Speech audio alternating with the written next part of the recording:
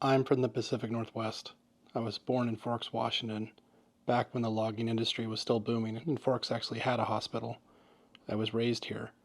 I grew up on the Straits of Juan de Fuca, the beaches of the Pacific Ocean, in the woods of the Olympic Peninsula, and eventually in the high desert plateau of central Washington.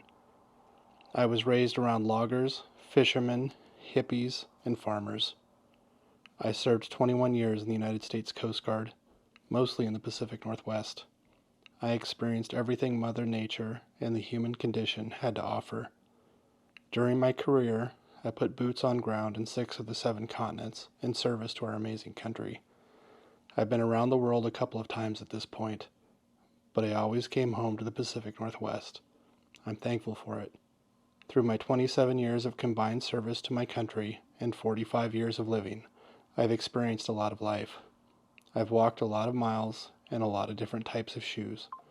Now I woodwork. Woodworking helps me smooth over the rough patches from my service and my life.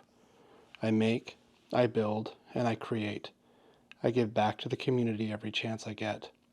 In addition to wearing a lot of different types of boots in my lifetime, I've walked a lot of paths. I'm a husband, a father, and a veteran.